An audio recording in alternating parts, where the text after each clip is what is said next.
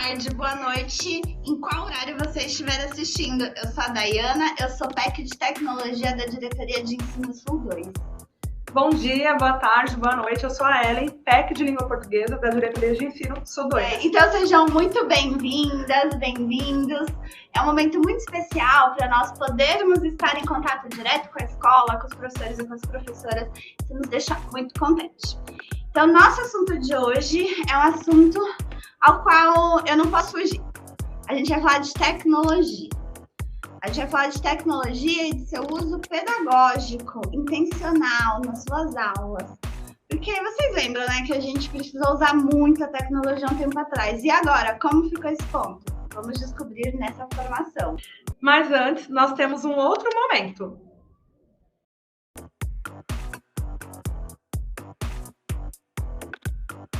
Você sabe o que é gestão integrada?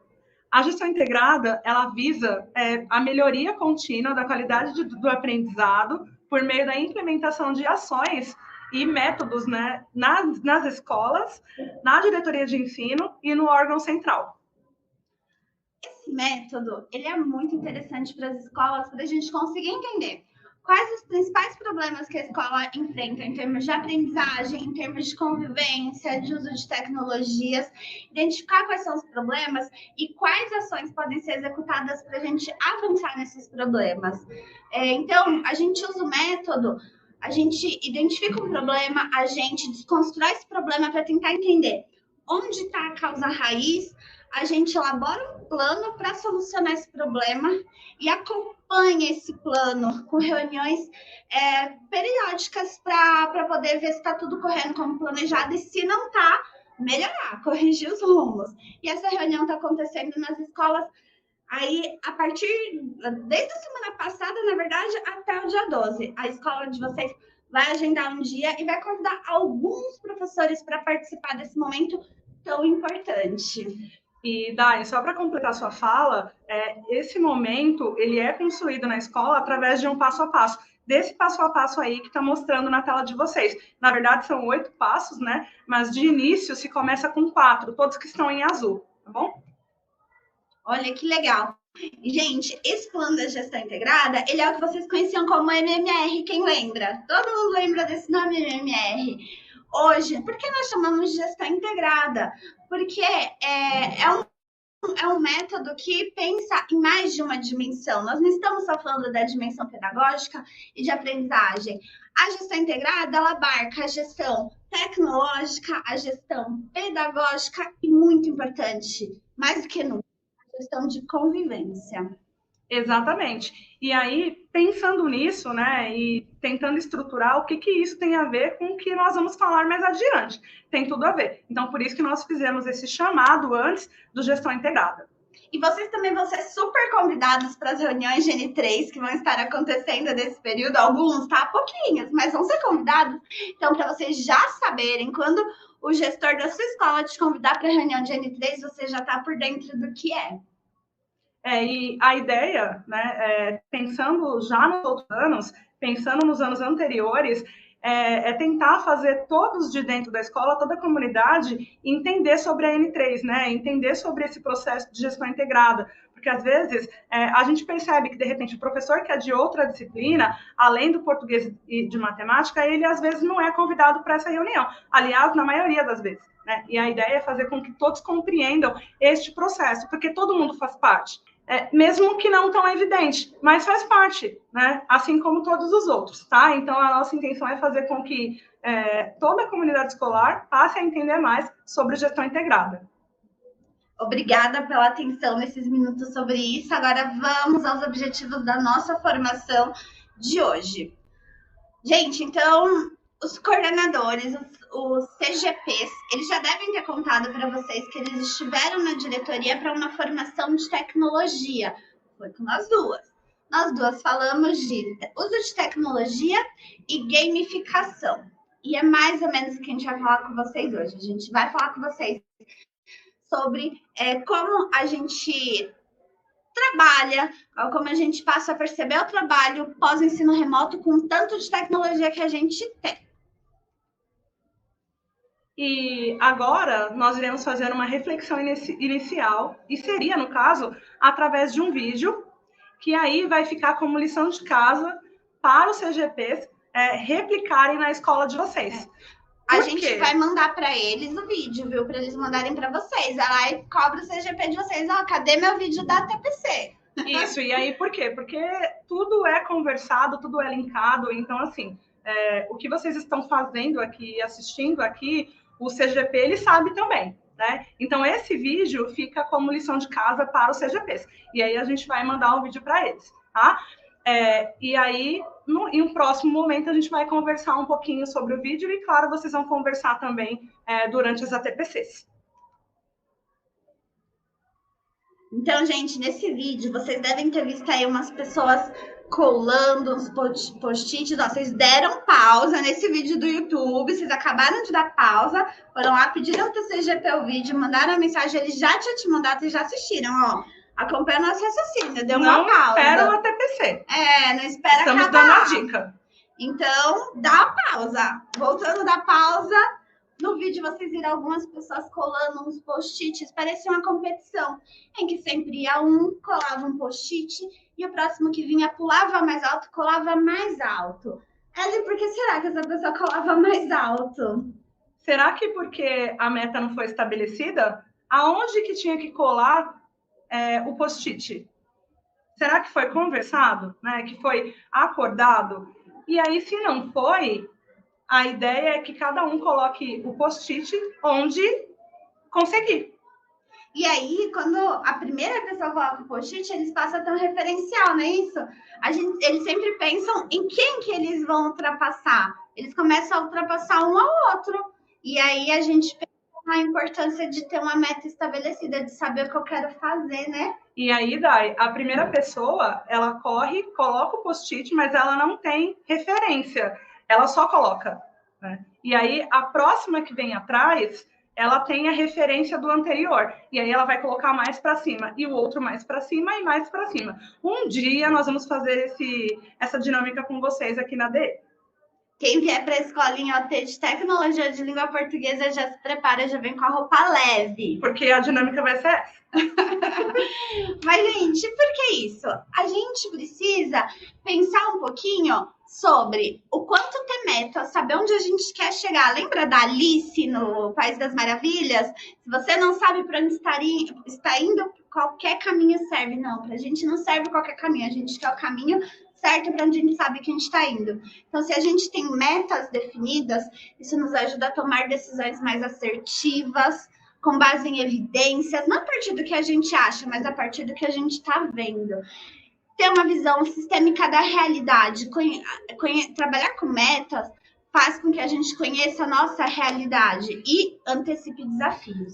E também, Dai, além de antecipar os desafios, é importante para poder antecipar a problemática. Quando você tem uma meta, você consegue prever os problemas. A gente sabe, porque nós também, né, viemos de escola, que tem problemas que surgem no momento, então não tem muito o que fazer, né? A gente vai acabar tomando decisões ali na hora, mas tem problemas que a gente consegue antecipar a problemática para pensar já na ação, para isso, tá? Caso ela surja. Então, a gente vai trazer aqui para vocês vamos passar de novo pela plataforma CAED, já que a gente está falando que é importante ter metas, dados, para a gente saber onde a gente quer chegar. Então, vamos passar de novo pela plataforma CAED para ver se vocês lembram bem e se não lembram, para fixar na cabeça de vocês. Então, essa é a imagem da plataforma CAED, vocês conhecem, vem bastante com os CGPs. Essa é a aba resultados, o card de resultados. Lembra lá? Aí vocês conseguem acompanhar o desempenho dos estudantes de vocês nas avaliações de aprendizagem e processo, e vocês conseguem acompanhar o desempenho dos estudantes de vocês nas sequências digitais e avaliações de fluência leitora. Então, é bem legal vocês explorarem essa aba de resultados infinitamente. Dá para tirar muita coisa daí.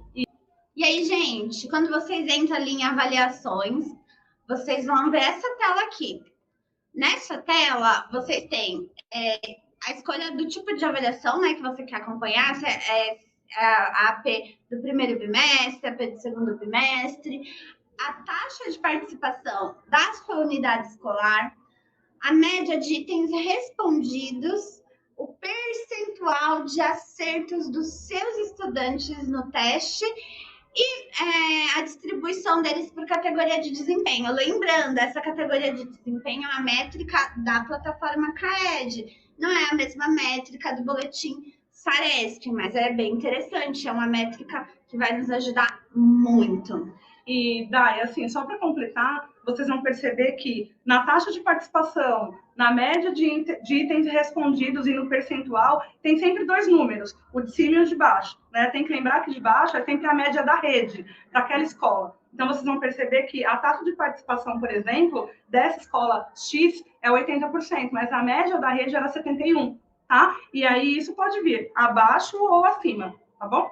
E aí, essas imagens, né, esses dados são por ano ou série, tá? Então, no caso, foi selecionado um 8º ano. Aí, ó, avançando. E aí, vocês conseguem explorar. Gente, essa tela é a tela que eu falo para vai lá e explora. Você tem aí um sinalizador dos estudantes que requerem atenção ou requerem muita atenção. Vamos relembrar, gente. Os estudantes que querem atenção, eles têm habilidades não consolidadas do ciclo, no qual ele se encontra, né? Mas ele não tem todas as habilidades necessárias para o ano sério em que ele se encontra. Já os estudantes que requerem muita atenção, eles não têm habilidades consolidadas do ciclo onde eles se encontram, eles só têm habilidades do ciclo anterior. Então, isso é muito importante, porque se a gente tem estudantes que não têm habilidades do ciclo em que se encontra, isso é preocupante e a gente tem que achar esses estudantes e trabalhar neles. E a plataforma nos oferece a informação de quem são esses estudantes. E nos quadradinhos aí, que estão de amarelinho, é o percentual de acertos por habilidade. Então, quantos alunos e alunas acertaram cada uma dessas habilidades? É uma informação muito importante, gente. Vocês conseguem saber quais são as habilidades em maior defasagem na escola e quais precisam de mais atenção. Mas, dando continuidade, a gente falou de identificar problemas, de identificar coisas a serem resolvidas. Mas não adianta nada a gente vir aqui, falar do que tem que ser resolvido e não trazer nenhuma solução, e não trazer nada para vocês. Então, a gente veio trazer uma reflexão e uma estratégia. E uma pergunta, né? Metodologia ou tecnologia? Tá? E a gente vai conversar sobre isso mais para frente, mas eu quero dar um exemplo do próprio estúdio hoje. Hoje nós estamos no estúdio de uma escola X, que ofereceu para a gente, né, esse espaço, muito bacana, e a escola ela tem uma mega estrutura para gravação. Ela tem tudo que você imaginar, né? Só que não adianta eu chegar aqui para poder gravar e eu não entender nada dessas ferramentas, porque aí eu vou cair no método antigo. Como será que eu vou fazer essa gravação? Né? Então, é só para a gente refletir um pouquinho sobre metodologia ou tecnologia e em qualquer lugar.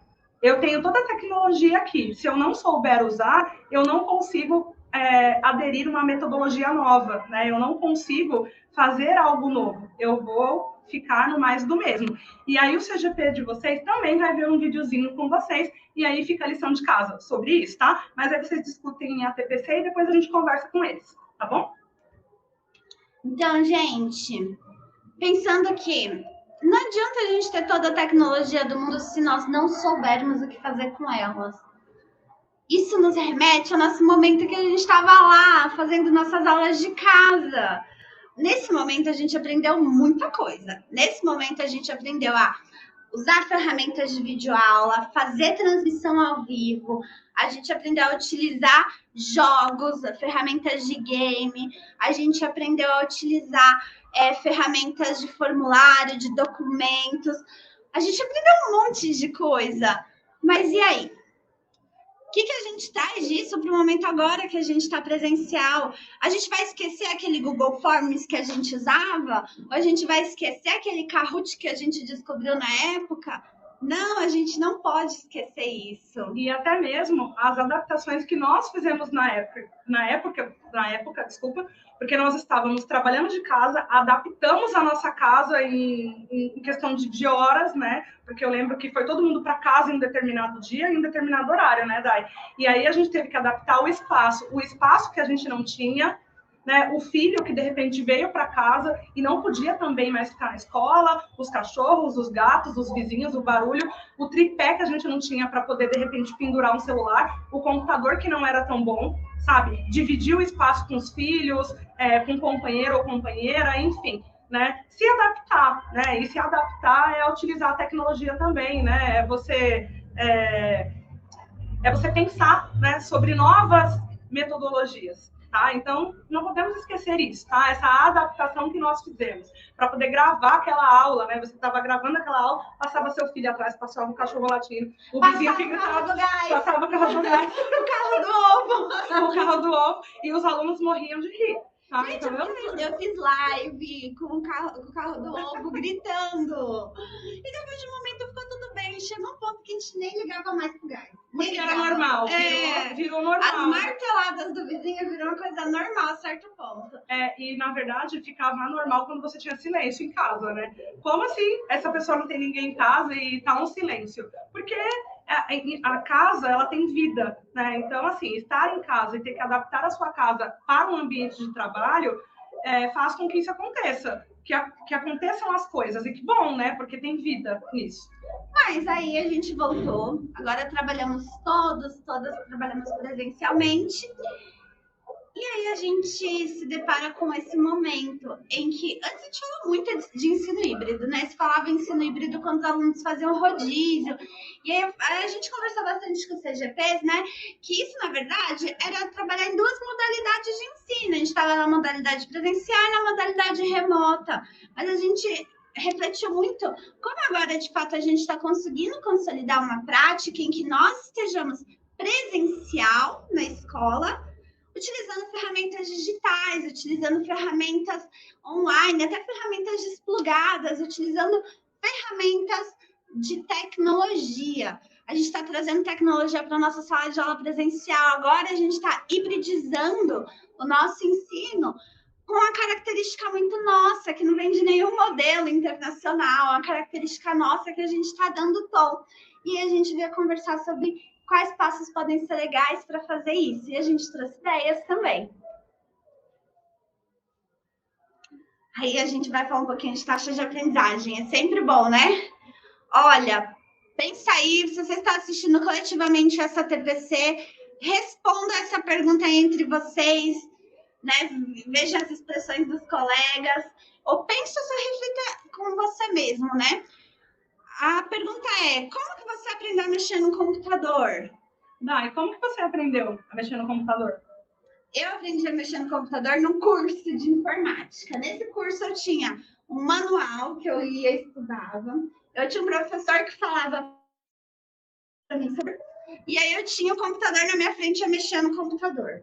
Então, eu aprendi fazendo os comandos. Então, como eu não tive muito acesso a cursos e essas coisas, então eu aprendi fazendo. Então, essa tecla faz o quê? Essa tecla mais essa faz o quê também? E aí você vai descobrindo e fuçando, quebrando também, né? Mas descobrindo para que serve aquela ferramenta. E aí, gente, como vocês aprenderam? Esse exemplo é muito bom para a gente entender que a gente precisa fazer coisas, a gente precisa executar. Ler, a gente aprende, claro que aprendi lendo o manual. Escutando, a gente aprende, mas é claro que aprende escutando. Nossos alunos não amam podcast? Aprende sim, mas não tem nada que substitua fazer. Colocar a mão na massa e fazer. E aí, vamos só passar por um teórico, né, que é o Glasser. E assim, para ter o teórico que fala do assunto, William Glasser, a gente conhece essa pirâmide de hierarquia de aprendizagem.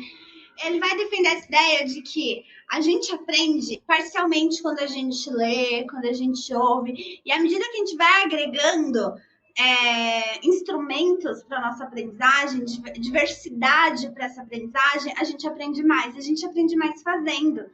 E isso é o que vai basear as metodologias ativas. E a gente trouxe uma metodologia ativa para vocês. Só que a gente não queria falar de sala de aula invertida, de rotação, são coisas muito clássicas de ensino híbrido, né? Mas a gente quer falar de uma coisa que a gente gosta muito. E a nossa metodologia ativa de hoje é gamificação. Primeiro, começando pelo termo, né, gamificação, tá? A gente chama carinhosamente, claro, de gamificação, mas é gamificação que vem dos games mesmo, vem dos jogos, tá bom? Então, a gente vai falar dos jogos primeiro, para depois a gente ir direto para a prática. Então, todos nós já vivemos ou conhecemos alguém que viveu a sensação de estar jogando. Às vezes, essa pessoa somos nós mesmos, tá? Então, assim, eu falo por mim, que sou uma jogadora, né, de alguns jogos específicos de plataforma mesmo, para ser mais específica, o PS4, no caso. Mas tem gente que gosta de outras, né, como Xbox, por exemplo, ou até PC Gamer, tá? Então, de repente, você não tem essa prática, mas você conhece alguém que tem, tá? E aí, quando nós conversamos sobre isso com os CGPs, eles ficaram, assim, malucos, né? Porque alguns têm essa prática e depois vieram conversar com a gente no privado, o do quanto foi importante falar disso, porque era uma vivência do contexto, né? Da situação deles, do dia a dia, da vida pessoal. Então, a gente fala tanto disso, né? De trabalhar o contexto dos alunos, então, por que não trabalhar o contexto dos CGPs também, tá? E eles ficaram felizes, foi bem bacana. Só que nos games, nos jogos, existe algo que nos impulsiona, que motiva, sabe? Que envolve, que traz, né, para aquela prática. O que será que é? Né? Então, o que a gente pode trazer como exemplo?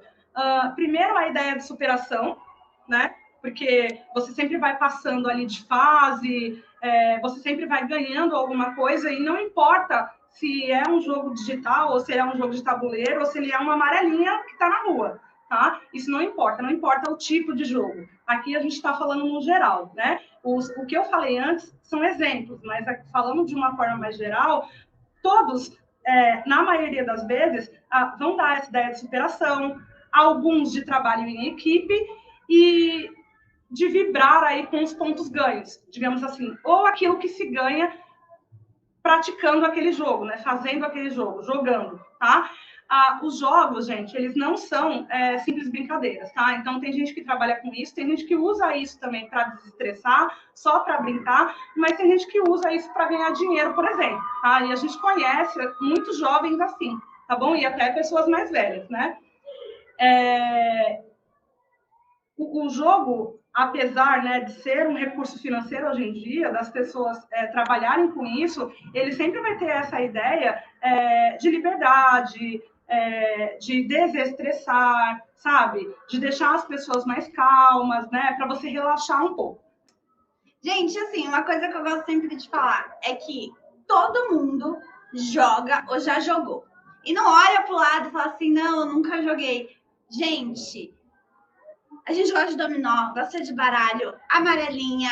Quem nunca gostou de stop? Quem não jogou stop na escola, não sei, bom sujeito não é, né? Igual quem não gosta de samba. Então, gente, vocês jogam. A gente joga Candy Crush no celular, a gente joga Fazendinha, a gente tem muitos jogos.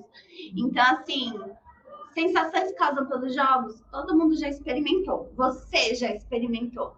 E aí tem a ideia de distração, porque pode ser que você esteja assistindo esse ATPC jogando alguma coisa. Eles não fariam isso. Eles não fariam isso com a gente.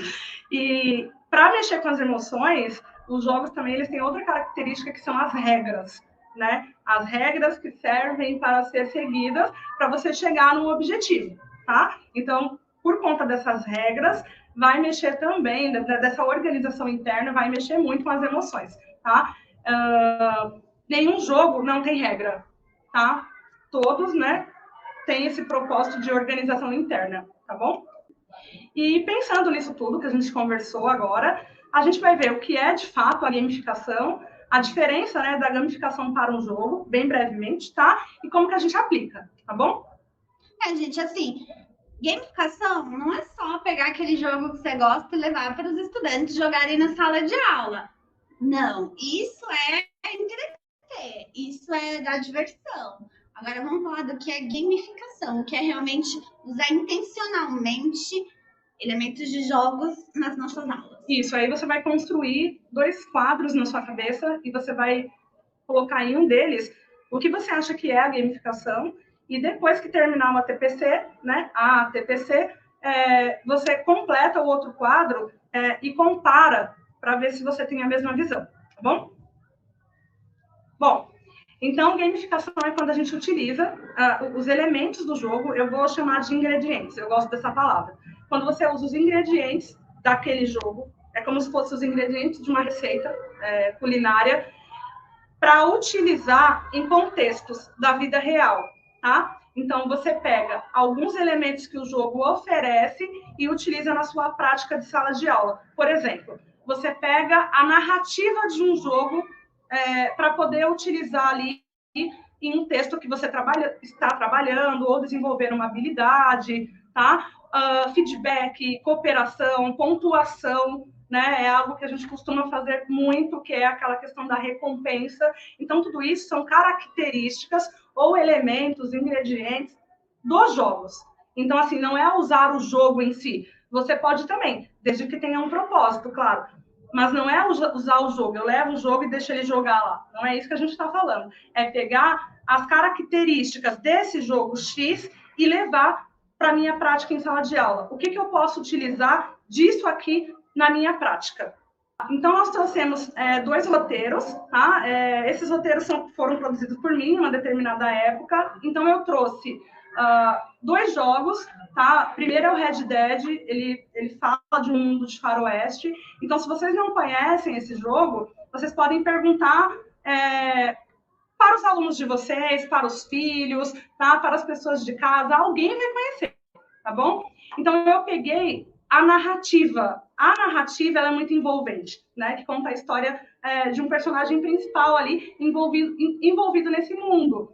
E aí eu conto para eles um pouquinho como é a trajetória desse personagem. Então, para cada pedacinho que eu conto, eu faço uma pergunta. Então, mesmo quem não conhece o jogo, quem não joga, quem não gosta, consegue fazer um roteiro, aliás, que era um roteiro de entrada, porque eu precisava saber o que meu aluno conseguia me oferecer em relação a textos narrativos. Então, foi por isso que eu fiz esse roteiro, com essa intencionalidade, né? E aí eu trouxe o Red Dead. E aí, para trazer, de repente, algo que eles conhecem, eu pensei no Red Dead, porque é algo que eu conheço também, é algo que eu sei que as pessoas que são mais jovens, e as mais velhas também, claro, né, gostam. Então, pensei, vou trazer a narrativa do Red Dead, que é muito envolvente, é muito interessante. Mas percebam que eu não trouxe o jogo, né? Eu não coloquei Red Dead lá e falei, joga aí e vamos ficar os 45 minutos jogando. Porque isso não caracteriza a gamificação, né? Eu estou matando o meu tempo. Aqui não, aqui eu trouxe elementos do jogo e não o jogo. Ele conhecendo o jogo ou não, ele consegue fazer esse roteiro, tá? Dentro das condições que ele tem. E aí tem o próximo roteiro, que também é de um outro jogo, que fala de um mundo aí pós-apocalíptico, que também tem a mesma pegada, mas aí a gente não vai ficar muito tempo falando, senão a gente vai ficar 3 horas aqui, né, Dai? Porque a gente fala muito, vocês já perceberam, né? E eu vou ter que cortar muito esse vídeo, gente, mas tá tudo bem, tá sempre tudo bem. E eu também trabalhei com a narrativa nas minhas aulas de história, né em alguns anos atrás. E eu utilizei para introduzir Revolução Francesa. Alguns trechos da introdução do Assassin's Creed, que também era um jogo que estava super em alta na época. Até hoje as pessoas jogam muito Assassin's Creed. Todo mundo gosta, né? Todo mundo. Muitas pessoas gostam. E aí eu trouxe alguns trechos, né? Depois de uma breve analisada do que era adequado para os meus estudantes, eu trouxe alguns trechos para eles conhecerem o tema Revolução Francesa e se interessarem. Foi uma ação minha de trazer a narrativa do jogo Assassin's Creed para engajar os alunos no assunto que eu ia trabalhar para desenvolver as habilidades desse assunto com eles. E aí, uma coisa que eu pensei agora também, e que eu não compartilhei com os coordenadores, porque eu nem pensei nisso na hora, pensei agora mesmo, para ao vivo, tá? Pensando no slide anterior, que são os roteiros, e nesse aqui, que foi produzido pela Dai, a gente pode pensar que aqui a gente tem, 2 tipologias, né, diferentes. Então, a gente tem os jogos, nos 3 roteiros a gente tem os jogos, mas esse jogo aqui, desse segundo roteiro, ele vai se tornar uma série, de tão famoso que ele ficou. E o Assassin's Creed, ele é um filme já, tá? Então, a gente tem já um jogo que já virou uma outra tipologia textual, tá? E assim vai ficando conhecido e é algo que a gente pode, de repente, pensar em trabalhar com os alunos também. Não tem como não engajar os alunos com essa estratégia, né? Então, qual é o principal objetivo disso? É a motivação em relação à atividade. É a questão da recompensa, talvez, que pode ser também um fator, né? Que ele está realizando. De repente, ele se sinta mais motivado. E aí, a cada vez que eu fazia o roteiro, eu não terminava, eu deixava a narrativa em aberta e colocava assim, continuará, sabe? Espere a parte 2. E aí eles ficavam assim, eufóricos, querendo saber a continuidade disso. E para quem conhecia o jogo, então, é a forma, de repente, que naquele ano eu ganhei alguns alunos que eram difíceis, por exemplo, tá? Porque em todo lugar a gente tem. Então, essa gamificação, olha eu, né? Gamificação. Que tá tudo certo. Tá tudo bem, tá? Tá tudo bem. O importante é a prática.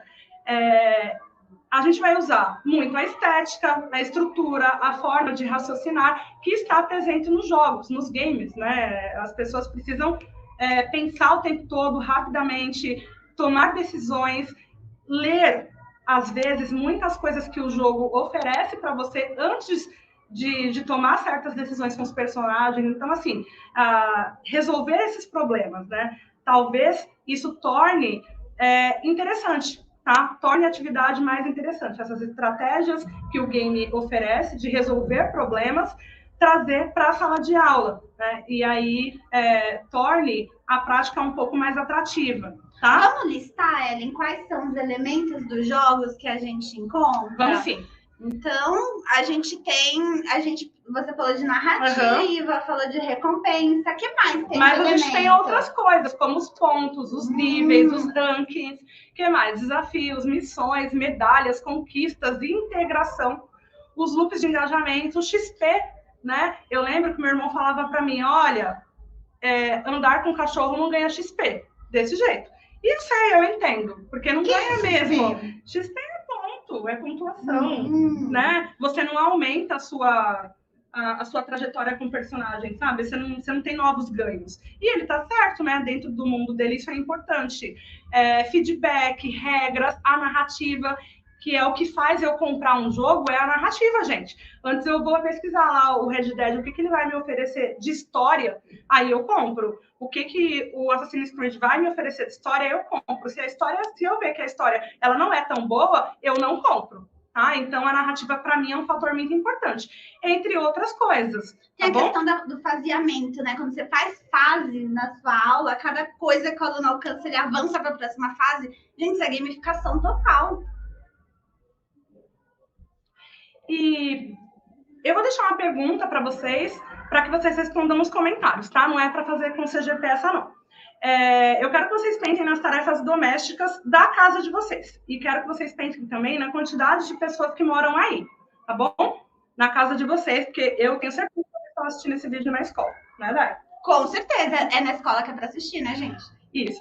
E aí, quando tem a questão das tarefas domésticas, o que pode ser proposto para que a família de vocês cooperem? Sabe? Para que todo mundo fale assim, nossa, eu vou lavar essa louça hoje. Eu vou varrer esse chão.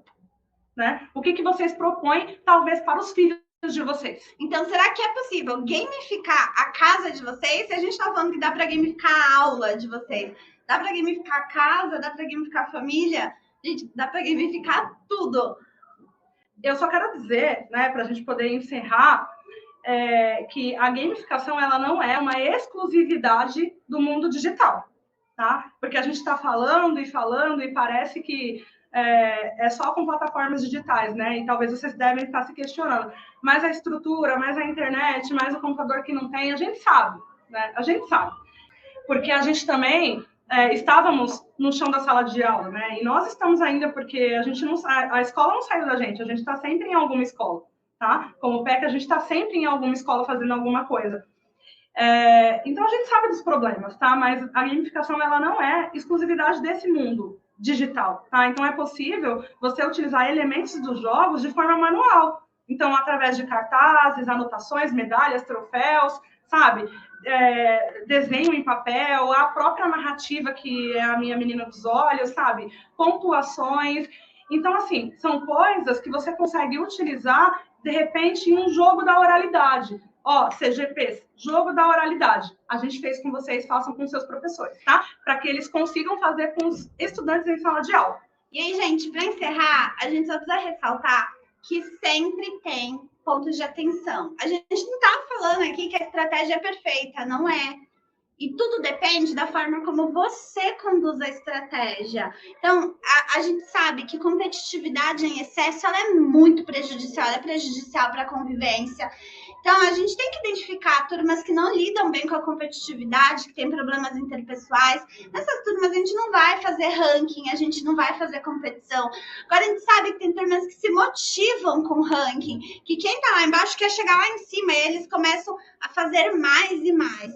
Então, tudo depende da forma como nós identificamos as nossas turmas e lidamos com elas.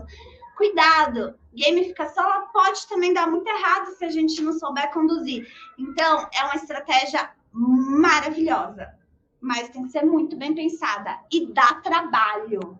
E aí, só para completar, a gente pode pensar também que a gamificação ela pode ser uma grande aliada, né? Ela aliada a uma metodologia executada de forma correta, ela pode ajudar em um dos maiores desafios que a gente tem hoje, que é a desmotivação dos estudantes e também a desmotivação do professor, e aí uma reação em cadeia. Tá? Então, não é a estratégia absoluta e, nossa, que ela vai resolver o problema da educação, não. Mas é um caminho, né? E que, de repente, você não precisa só do digital para fazer isso.